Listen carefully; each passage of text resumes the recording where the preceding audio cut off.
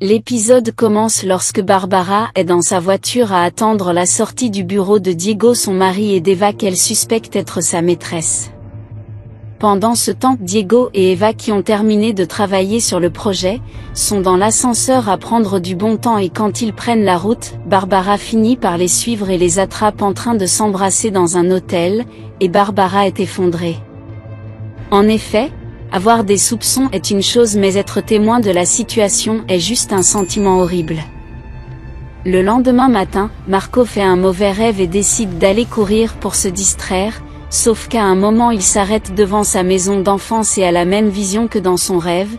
Alors, pour être bien traité, il va aller rencontrer son psy de manière inopinée. Celle-ci sera très surprise de le voir. À cet instant, elle va essayer de le faire parler, mais comme à son habitude, Marco va rester fermé et ne pas vouloir s'ouvrir à Sarah, mais elle ne va pas abandonner. En effet, elle aimerait savoir avec qui il partage sa vie actuellement, alors elle va tenter d'éliminer des hypothèses au fur et à mesure afin de trouver le problème qui coince. À cet instant, Marco va lui expliquer qu'il a aucune relation avec des gens et que ses relations intimes sont dans un endroit où tout le monde a le visage masqué.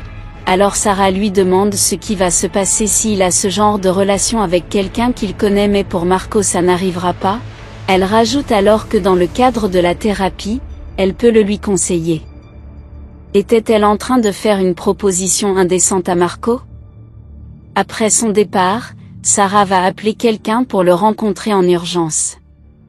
Au même moment, la mère de Marco arrive au centre pour rencontrer José, mais on lui explique qu'il n'est pas possible qu'il y ait rencontre car elle n'est pas sur la liste. Laura lui explique alors qu'elle est la mère de José. L'employé préfère à cet instant appeler le docteur Viega pour régler la situation. Quand elle arrive, elle amène Laura dans son bureau et lui fait savoir qu'après avoir abandonné ses enfants, elle ne peut pas accepter qu'il le rencontre sans qu'elle ait une autorisation du Mans. Signée par les services sociaux. Laura est déboussolée, elle ne pensait pas avoir d'obstacle entre elle et son fils. Elle va alors supplier pour visiter au moins le centre, en rassurant Madame Viega du fait qu'elle ne va pas essayer d'entrer en contact avec lui. Elle rajoute même à cet effet que ça fait longtemps qu'ils ne se sont pas vus, et qu'elle ne pourra pas le reconnaître. La directrice accepte et la laisse visiter au moins le centre avant qu'elle ne parte. De son côté, Carole voit la scène et se renseigne sur l'identité de Laura auprès d'une de ses collègues. On lui apprend alors que c'est la mère de José et de Marco et qu'elle souhaitait rencontrer José. Malheureusement, ça a été un échec pour elle. Pendant ce temps à l'entreprise, Eva s'organise pour la présentation de son prototype lorsque Diego vient la voir pour une discussion urgente.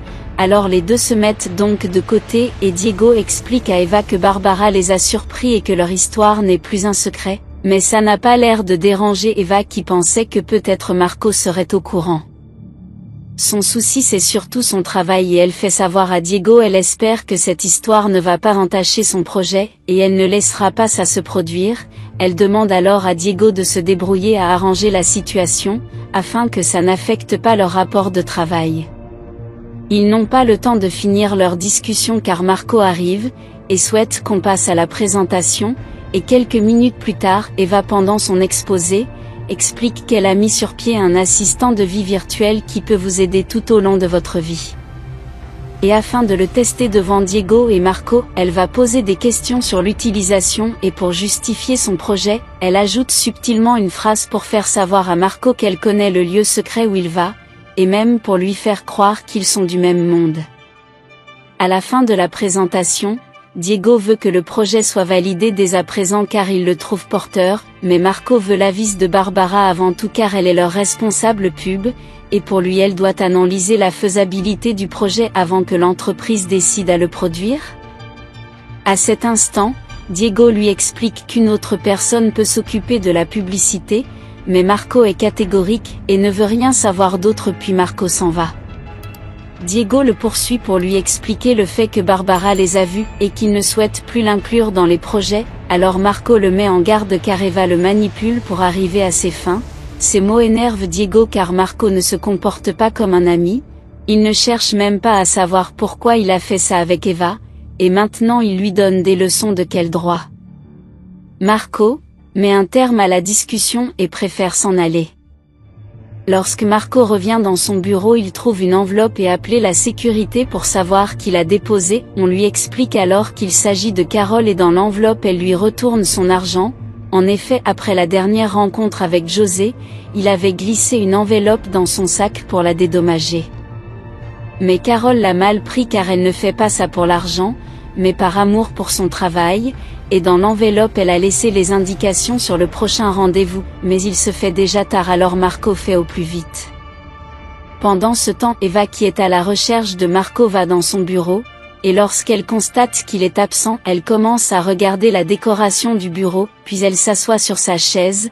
Au moment où elle sent l'odeur de Marco sur son stylo, ça l'excite tellement qu'elle veut se faire plaisir, et après avoir terminé sa petite affaire, elle va décider de laisser une culotte en souvenir dans son tiroir avant de partir.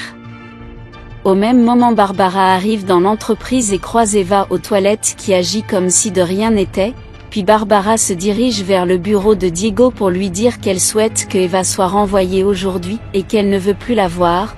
Diego qui sent sa femme en colère ferme la porte. Au moment où elle veut s'en aller, Diego lui fait savoir qu'il ne va pas renvoyer Eva, et d'ailleurs il veut divorcer. Cette annonce anéantit Barbara qui le supplie de ne pas le faire, que c'est normal qu'il traverse une crise comme tous les couples mais ça va aller, il n'est pourtant pas de cet avis. En effet pour lui leur couple sombre depuis un bon moment déjà, et il n'existe plus rien de bon à sauver dans leur histoire, puis s'en va. À quelques mètres de là, José et Carole attendent Marco qui tarde à venir, alors Carole lui explique qu'ils vont devoir partir, mais il veut attendre Marco et quand il est sur le point de monter dans la voiture, José le voit arriver et lui saute dessus. De son côté, Marco pour se faire pardonner veut amener José faire un tour en voiture. Carole n'est pas du tout d'accord pour ça, mais finit par accepter, mais donne juste quelques minutes pour la balade. Quelques minutes plus tard pendant la balade, José fait un crise car Marco a trop accéléré et ne souhaite plus monter dans la voiture pour rentrer, alors il y va à pied. De son côté Carole est très inquiète car les deux frères mettent plus de temps que prévu. Alors quand elle reçoit l'appel, elle pense qu'il s'agit d'eux, pourtant c'est son chéri au téléphone qui cherche à savoir où elle se trouve. À cet instant Carole va créer une histoire d'après laquelle, elle est auprès de sa sœur qui vient de vivre une peine de cœur. Il ne cherche pas à avoir plus de détails et lui souhaite bon courage. Dès qu'elle raccroche, elle voit au loin José et Marco arriver à pied, et se demande ce qui a bien pu se passer. À cet instant elle prend tout de suite Marco à part pour lui faire savoir que son comportement est inadmissible, et qu'il doit faire passer José en premier. Elle risque son travail en le faisant sortir et s'il n'est pas capable de prendre de tels risques, elle préfère s'arrêter là puis s'en va. Mais Marco la retient en lui disant que c'est important pour lui car il veut la garde de son frère, et tout de suite Carole comprend que c'est lié à la visite de Laura et fait savoir à Marco qu'elle était là en journée au centre, et qu'elle n'a pas eu le droit de voir José puis il s'en va.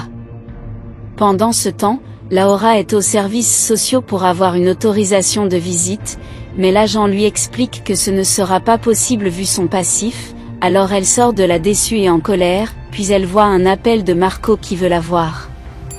Au même moment, le docteur se dirige vers une maison où elle est accueillie par un homme en tenue d'Adam, pendant que Diego est en train de prendre ses affaires pour partir de la maison, et Carole est surprise par son copain en train de ramener José dans la nuit. Non loin de tout ça, Laura rejoint Marco dans un bistrot. Elle est si contente qu'il ait voulu la voir, mais Marco l'a appelée pour se défouler et lui faire savoir comment elle a foutu sa vie en l'air, et pour lui elle ne doit plus aller voir José. Alors pour la convaincre il lui laisse de l'argent puis s'en va. Marco veut-il réellement que sa mère s'éloigne de lui et José? Laura va-t-elle obéir à Marco? Sarah trompe-t-elle son mari?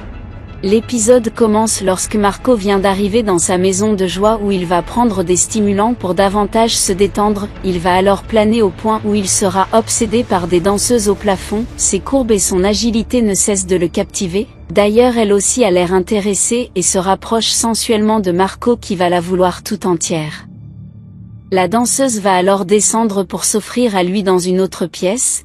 Par la suite il va s'en aller et va déambuler tout défoncé dans le hall au point de causer une bagarre. À un moment il va même appeler Sarah pour lui parler mais elle ne va pas décrocher, et une fois à la maison il va se poser devant le miroir et aura des agissements bizarres, comme s'il fantasmait sur lui-même.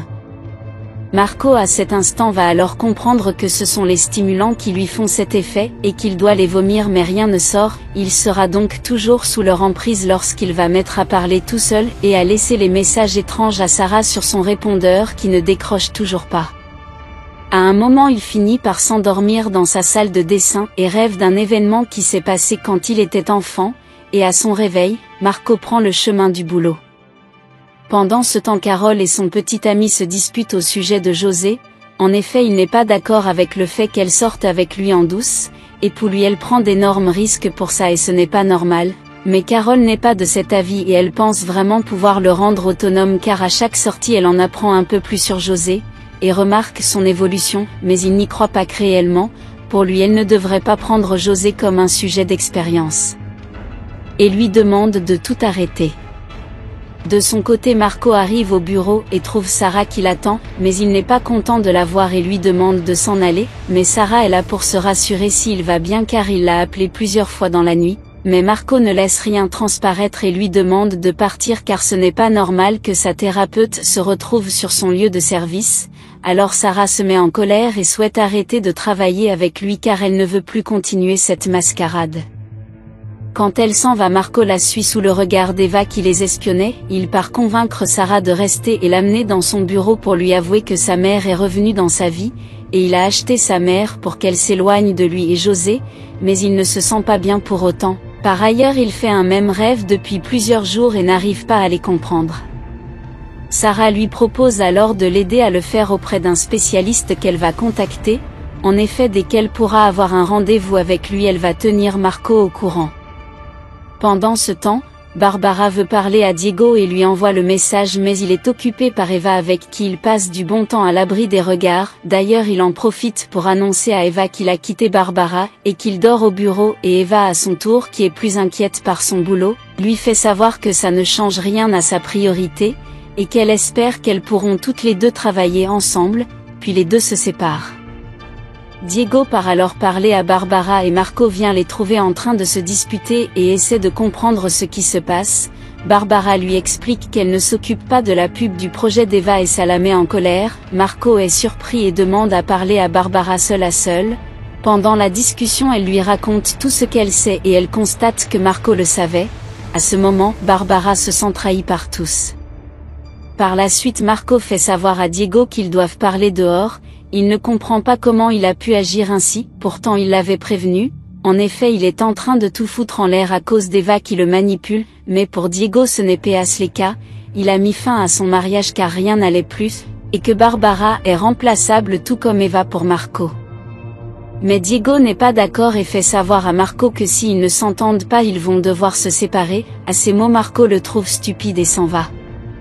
De son côté Barbara pleure pendant que Eva s'occupe de la prochaine présentation de son projet box avec les améliorations qu'elle veut y apporter avec son équipe, elle a l'air d'avoir de la peine à instaurer le respect, mais elle finit par y arriver et repartit les tâches de travail à chacun.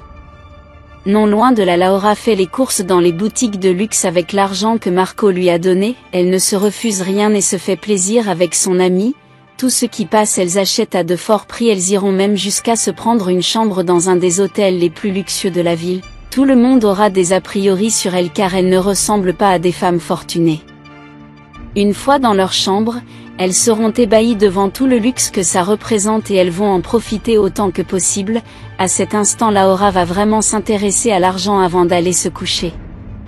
Pendant ce temps, Eva met sur pied un plan pour avoir les informations sur Sarah, elle qui est obsédée par Marco veut savoir qui il fréquente, elle va alors embrouiller la sécurité et mentir sur les raisons pour avoir les informations et la sécurité cède. Puis elle part faire des recherches sur Sarah sur le net, elle trouve alors qu'il s'agit d'une thérapeute et va entrer en contact avec son accueil pour prendre un rendez-vous, mais on lui fait savoir que ce ne sera pas possible car tous ses clients sont complets. Malgré tout Eva insiste et demande juste qu'on fasse savoir à Sarah qu'elle veut la rencontrer. Dès qu'elle raccroche, Marco vient vers elle et lui fait savoir qu'il voit bien ce qu'elle fait et qu'elle veut grimper les échelons au détriment du bien-être de l'entreprise. Ils sont interrompus par un appel de Sarah qui fait savoir à Marco qu'ils vont rencontrer le docteur Garetto dont elle parlait et qu'ils vont le rencontrer aujourd'hui. Seulement l'heure ne l'arrange pas car il doit voir José, mais il finit par accepter. Alors que non loin de là Carole et José l'attendent au lac, mais c'est son chauffeur qui va arriver pour remettre un cadeau et dire à Carole que Marco ne pourra pas être là. José sera très déçu et au moment de s'enfuir il ne va pas se diriger vers la voiture et va aller dans la forêt à la recherche de Marco, il va tellement marcher qu'il va se perdre. Carole ne constate sa disparition qu'une fois à la voiture, alors elle va le chercher partout et l'appeler dans tous les coins et les recoins sans succès. Elle finira par le retrouver et va le ramener au centre la nuit tombée. Pendant ce temps Marco et Sarah vont chez le docteur Garetto qui rentre de sa cueillette et les trouve devant sa porte. Après les simples civilités il les fait entrer et commence à faire connaissance. Quand Sarah se met à parler à la place de Marco pour expliquer son problème, il l'arrête et veut entendre Marco parler de lui-même. Marco va alors présenter de manière sommaire sa situation et ses rêves et souhaite au plus vite commencer la thérapie, mais Garetto lui fait savoir que lui seul donne le tempo pour la thérapie, puis il va l'installer sur le fauteuil et lui faire un exercice assez simple pour avoir ses impressions à chaud. Le but étant de communiquer au docteur le premier mot qui lui vient en tête lorsqu'on parle de quelque chose ou de quelqu'un, et au début Marco répondait comme il fallait, mais lorsqu'on va parler de sa mère Marco va rester silencieux un moment avant de se prononcer, ce qui va attirer l'attention de Garetto. Après la séance il va vers Sarah et lui fait savoir que son patient est difficile et il ne pense pas pouvoir le traiter, mais Sarah veut qu'il l'aide car elle ne peut pas y arriver seule, elle a besoin de lui. Garetto lui fait savoir qu'il accepte Marco si elle accepte de reprendre sa thérapie, elle accepte et il part donc annoncer à Marco la nouvelle et ils prennent rendez-vous pour le lendemain. Au même moment en ville Laura est partie à la rencontre d'une avocate afin de l'aider à avoir la garde de José, l'avocate va donc lui poser plusieurs questions pour connaître l'histoire mais elle va constater que Laura lui ment et elle ne peut pas la défendre dans ce cas. En effet il lui faut des arguments plus pertinents pour gagner, en plus elle est la mère de Marco, un homme célèbre et les scandales médiatiques c'est pour elle et pour son affaire. Une fois la séance terminée, Laura va raconter en résumé ce qui s'est passé à son amie et toutes les deux vont aller fêter la nouvelle. Pendant ce temps, quand Carole ramène José elle est surprise par Madame Viega pendant qu'elle le fait coucher, et quand elles seront seules elle va purement et simplement renvoyer Carole qui sera choquée par la nouvelle. Que va-t-il arriver à Carole qui est désormais sans emploi? A-t-elle été trahie par son copain? Marco va-t-il retrouver les souvenirs de son enfance? Eva va-t-elle réussir à semer le trouble dans l'entreprise? Vous le saurez dans le prochain épisode.